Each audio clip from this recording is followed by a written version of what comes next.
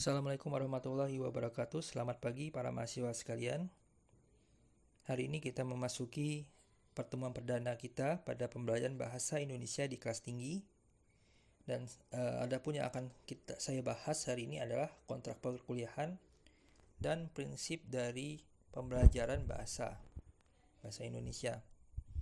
Nah, tanpa berbasa-basi, kita akan membahas kontrak perkuliahan.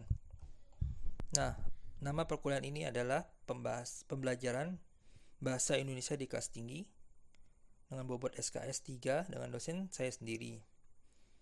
Adapun untuk mata kuliah ini merupakan lanjutan dari mata kuliah sebelumnya terkait dengan mata kuliah pembelajaran bahasa Indonesia di kelas rendah, di mana tujuannya kalian bisa memahami, merancang, dan mempraktikkan pembelajaran bahasa Indonesia di kelas tinggi.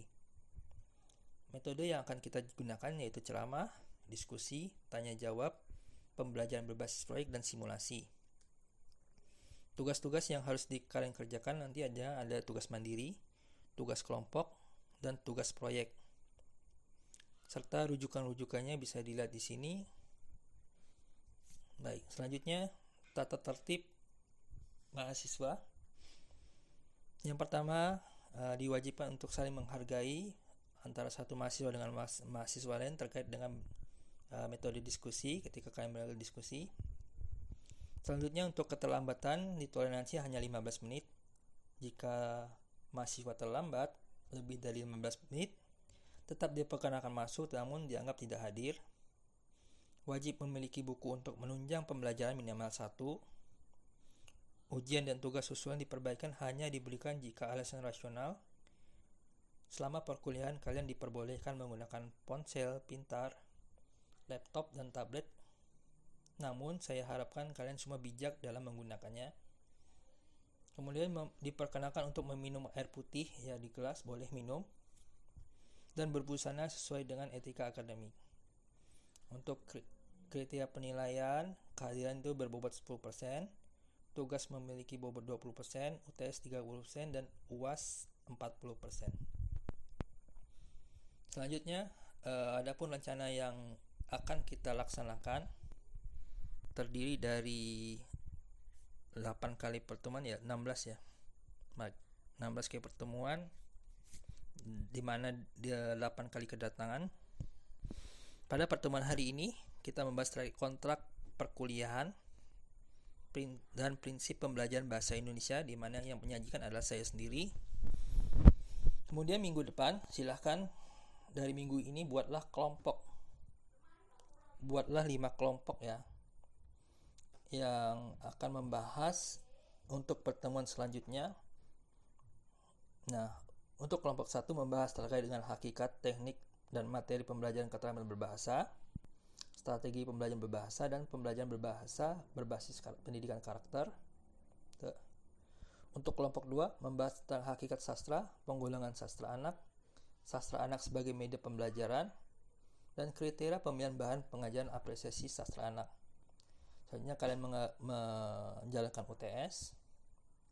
Untuk kelompok 4 silahkan membahas evaluasi pembelajaran bahasa dan sastra di kelas tinggi, merancang evaluasi pembelajaran bahasa dan sastra di kelas tinggi, dan situ aja. Untuk yang kelompok 5 yaitu merancang rencana pembelajaran bahasa dan sastra Indonesia di kelas tinggi. Selanjutnya pertemuan 13-14 kalian diminta untuk praktik mengajar, di mana teman-teman kalian ini menjadi siswa di kelas tinggi gitu.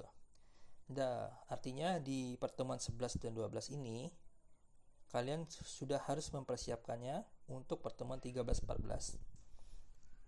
Baik, untuk pertemuan 15-16 kalian akan UAS. Mungkin ini saja yang bisa saya sampaikan terkait dengan kontrak perkuliahan. Tanpa berbasa-basi lagi, kita akan membahas terkait dengan prinsip pembelajaran bahasa.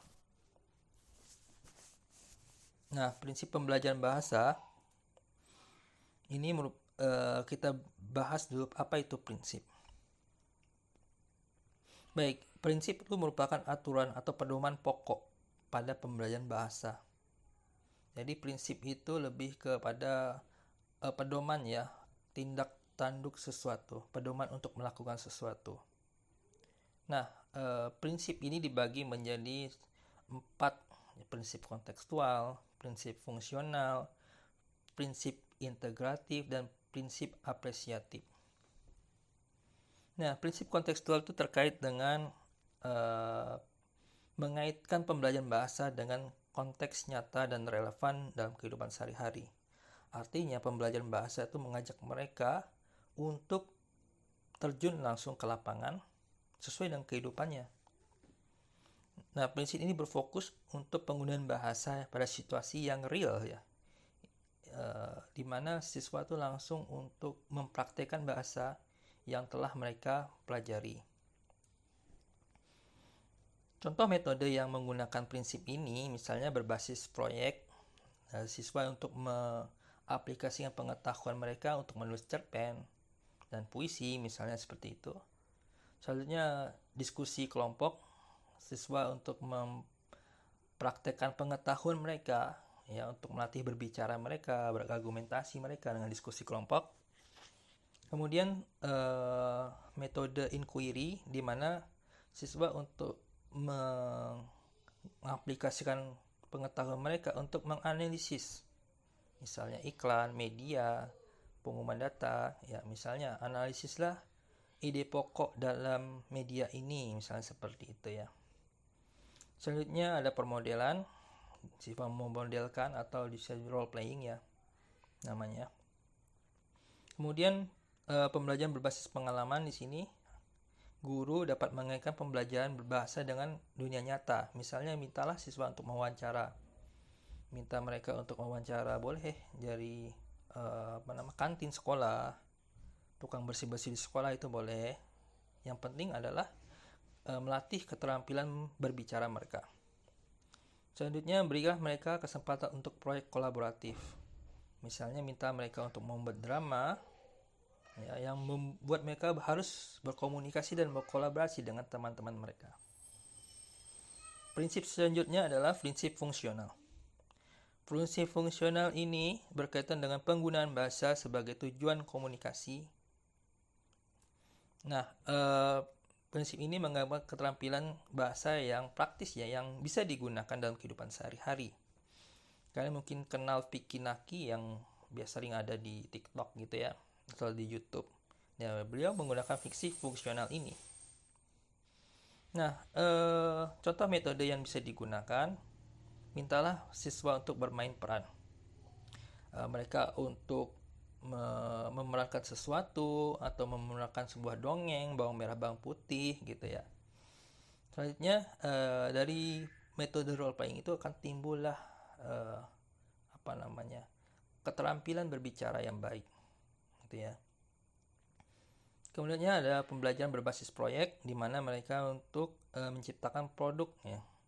Buatlah sebuah tulisan cerpen misalnya gitu.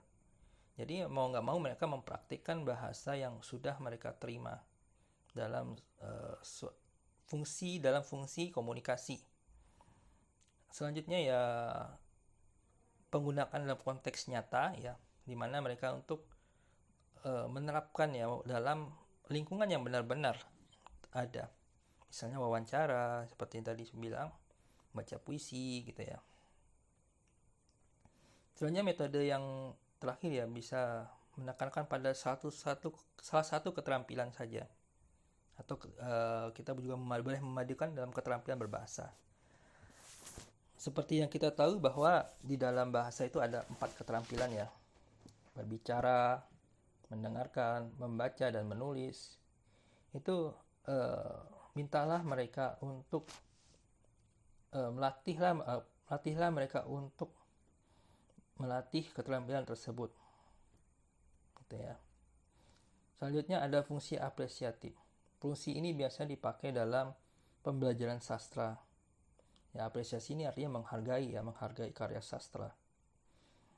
Dalam pembelajaran apresiatif ini dimaknai sebagai pembelajaran yang seharusnya menyenangkan, bukan meminta mereka untuk menganalisis unsur-unsur yang sebenarnya kadang belum abstrak atau yang masih abstrak di kepala mereka. Ya, peran guru dalam menerapkan prinsipnya adalah membuat mereka senang dulu dengan sastra, bukan untuk mengejar pengetahuan tentang sastra itu sendiri, tentang komponen sastra misalnya. Nah, misalnya contoh dari penerapan prinsip ini, ajaklah siswa untuk membaca, menganalisis, mendiskusikan karya sastra. Boleh kalian membacakan buku cerita bergambar. Selanjutnya kalian ajak mereka berdiskusi tentang bagaimana perasaan tokohnya, bagaimana benar nggak tindakan tokohnya gitu. Ya, intinya adalah bagaimana peran guru untuk membuat siswa senang dulu dengan karya sastra yang sudah ditulis. Selanjutnya, prinsip terakhir adalah prinsip integratif. Ya, integratif artinya berpadu dengan keterampilan lain. Kita ketahui bahwa memang di dalam keterampilan berbahasa ini ada keterampilan berbicara, mendengarkan, membaca, menulis, dan lain-lain. Maka prinsip ini menekankan pada dua keterampilan atau lebih gitu ya.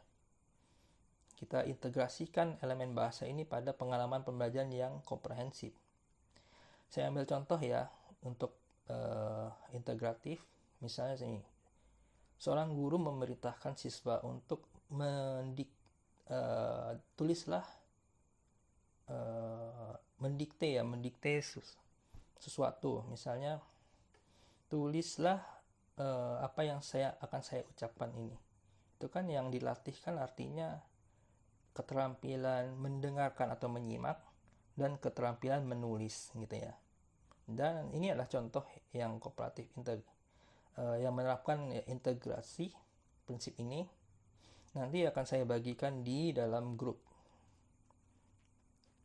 Nah, untuk strategi pembelajaran bahasa itu disesuaikan dengan keterampilan yang akan dicapai. Nah, kita ketahui ya, keterampilan berbahasa itu ya sifatnya produktif dan reseptif.